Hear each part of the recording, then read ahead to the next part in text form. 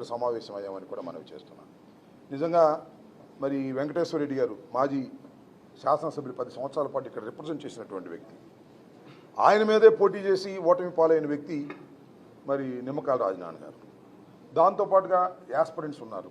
భాస్కర్ రెడ్డి గారు ఇందాక చెప్పినట్టుగా నాకు టికెట్ ఇస్తే బాగుండనేటువంటి కోరిక వారికి ఉంది. అలాగే నాగభూషణ రెడ్డి గారికి కూడా ఉంటే ఉండవచ్చు, ఇంకా చాలామందికి ఉండొచ్చు, తప్పలేదు. ఈయన కూడా కాంగ్రెస్ పార్టీ సమయంలో ఇక్కడ పోటీ చేయాలని చాలా ఆతృతపడ్డారు. వెంకటేశ్వర రెడ్డి గారి మీద ఆయన కాకుండా ప్రయత్నం చేసుకున్నారు. రాజశేఖర రెడ్డి గారితో చాలా సన్నిహితంగా ఉండేటువంటి అక్కడే నాకు పరిచయం. సో యాస్పిరెంట్స్ మనం శాసనసభకు వెళ్ళాలనో పార్లమెంటుకు వెళ్ళాలనో కోరిక ఉండటం తప్పు కాదు. కానీ ఒకసారి ప్రభుత్వం ఒకసారి పార్టీ నిర్ణయం తీసుకున్న తర్వాత ఆ నిర్ణయాన్ని ఫాలో అవ్వాలి. అందువల్ల అన్ని గుసగుసలకు తెరదించేసి అందరం ఐక్యంగా వైఎస్ఆర్ కాంగ్రెస్ పార్టీని గెలిపించడం కోసం అటు అనిల్ కుమార్ యాదవ్ గారిని ఇటు అంబటి రాంబాబు గారిని గెలిపించేందుకు అందరూ సిద్ధంగా ఉన్నాము అనేది ఇక్కడ ఇవాళ ఉన్న సారాంశం. ఆ గుసగుసలన్నిటికీ కూడా తెరదించేసేసి అందరం గ్రామాల్లోకి వెళ్ళి గట్టిగా పనిచేసి వైఎస్ఆర్ కాంగ్రెస్ పార్టీని అత్యధికమైన మెజారిటీతో ఇక్కడ గెలిపించాలి. నేను మొన్న కూడా బైక్ ర్యాలీ అయిపోయిన తర్వాత ఒక స్టేట్మెంట్ ఇచ్చాను, దాన్ని మళ్ళా రిపీట్ చేస్తున్నాను. 2019లో వచ్చిన మెజారిటీ కన్నా ఒక్క ఓటు తగ్గినా అది నైతికంగా పరాజయంగా నేను భావిస్తాను.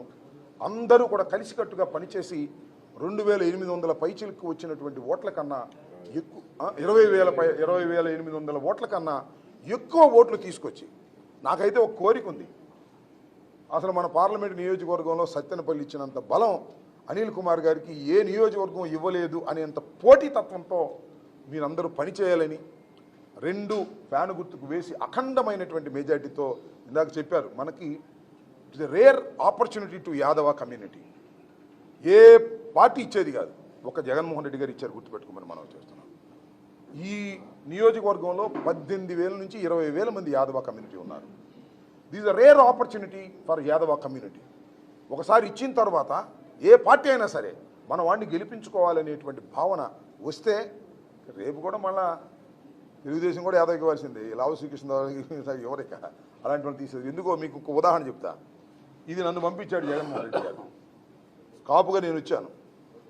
తెలుగుదేశం ఏం చేశారు చూశారుగా, ఎప్పుడు కమ్మాస్కి ఇచ్చేవాళ్ళు, వాళ్ళు కూడా కాపుకి ఇచ్చారు. లేదా గత్యంతరం లేదు, రాంబాబు గారిని ఎదుర్కోవాలంటే మళ్ళీ కాపుకి ఇస్తే తప్ప కాపు ఓట్లు చేల్చడానికి వీల్లేదు అనేది కమ్మాసం తీసేసి కాపుకి ఇచ్చినటువంటి సందర్భం. ఇది కూడా అదేనని కూడా ఈ సందర్భంగా నేను మనవి చేస్తున్నాను. ఒక్కసారి అనిల్ యాదవ్ గారిని గెలిపించటం అంటే మామూలుగా గెలిపించడం కాదు, ఏ బిగ్ సౌండ్, బ్రహ్మాండమైన సౌండ్ రావాలి, అత్యధికమైన మెజారిటీ రావాలి అన్ని నియోజకవర్గాల్లో. సో ఇది మళ్ళా యాదవులకు ఇస్తే తప్ప గత్యంతరం లేదు అనేటువంటి భావన భవిష్యత్తులో చంద్రబాబు నాయుడు ఉంటాడని నేను అనుకోవట్లేదు. చంద్రబాబు నాయుడు మళ్ళీ రాజకీయాల్లో ఎన్నికల తర్వాత ఉంటాడని నేను అనుకోవడం లేదు. ఎందుకంటే మీ అందరూ చూశారు, ముఖ్యమంత్రి అయితేనే శాసనసభకు వస్తానన్నాడు, ఆయన ముఖ్యమంత్రి కాలేడు, ఈ శాసనసభకు రాలేడు. ఇది ఆ రోజునే చెప్పి ఇవాళ కాదు, నేను శాసనసభలో అదే రోజు చెప్పాను నేను. కాబట్టి ఆ చాప్టర్ క్లోజ్ అయింది. కాబట్టి మీ అందరూ కూడా దయచేసి రేపు జరగబోయే ఎన్నికల్లో చిన్న చిన్న విభేదాలు ఉన్నప్పటికీ, చిన్న చిన్న యాస్పిరెంట్స్ ఉన్నప్పటికీ కూడా వాటన్నిటినీ పక్కన పెట్టి గ్రామాల్లో ఉన్నటువంటి వాళ్ళు కూడా కొంత డిస్టర్బెన్స్ జరిగింది, అవన్నీ కూడా ఏకమై ఒక్క తాటి మీదకు వచ్చి వైఎస్ఆర్ కాంగ్రెస్ పార్టీని, నన్ను అనిల్ కుమార్ యాదవ్ గారిని గెలిపించి ఈ రాష్ట్రంలో జగన్మోహన్ రెడ్డి గారిని ముఖ్యమంత్రిగా అత్యధికమైన మెజారిటీతో చేయాలనేది నా ప్రధానమైనటువంటి విజ్ఞప్తి. ఆ సందర్భంగానే అందరం కూడా వైఎస్ఆర్ కాంగ్రెస్ పార్టీకి సంబంధించిన అందరం కూడా విభేదాలు ఇవాళతో వదిలేసి ముందుకు వెళ్తున్నామని కూడా ఈ సందర్భంగా నేను చెప్పదలుచుకున్నాను. ధన్యవాదాలు.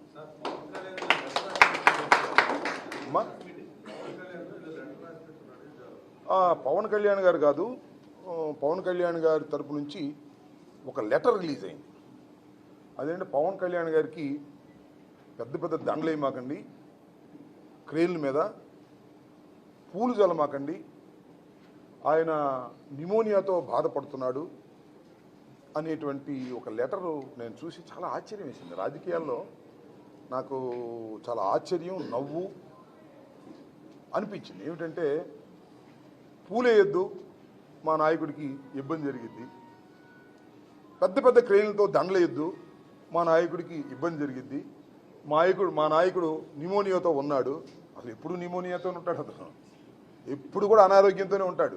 మీరు చూశారుగా, మొన్న జ్వరం వచ్చిందని పిఠాపురం వదిలేసి హైదరాబాద్ వెళ్ళిపోయాడు. ఆయనకి ఎప్పుడు జ్వరం వస్తూనే ఉంటుంది. నేను చాలా సందర్భాల్లో చెప్పా, పవన్ కళ్యాణ్ అనేటువంటి వ్యక్తి సినిమాల్లో పనికొచ్చాడేమో కానీ రాజకీయాల్లో పనికొచ్చేటటువంటి వ్యక్తి కాదు అని ఒక పట్టుదల ఉండాలి, ఒక విశ్వాసం ఉండాలి. ఆ పట్టుదల విశ్వాసం ఉన్నది ఒక్క జగన్మోహన్ రెడ్డి గారికి ఈ రాష్ట్రంలో తప్ప మరెవరికి లేదని కూడా ఈ సందర్భంగా నేను మనవి చేస్తున్నాను.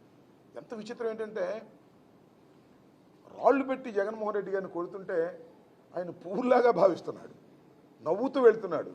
గాయమైతే కట్టుకొని ఒక్కరోజు రెస్ట్ తీసుకొని మళ్ళా తన ప్రయాణాన్ని కొనసాగించినటువంటి రాజకీయ వీరుడు జగన్మోహన్ రెడ్డి గారు. మనకు అసలు రాళ్ళు సంగతి దేవుడు పూలేస్తే రాళ్ళు లేకపోతే తగులుతాయి అంట ఆయనకి. చిత్రమైన విషయం, పూలేది వద్దు అవి రాళ్ళు అవుతాయి అనేటువంటి పరిస్థితుల్లోకి వచ్చారు. నేను మనవి చేస్తున్నా, జగన్మోహన్ రెడ్డి గారికి రాళ్ళు వేసిన పువ్వులుగా భావించే గుండె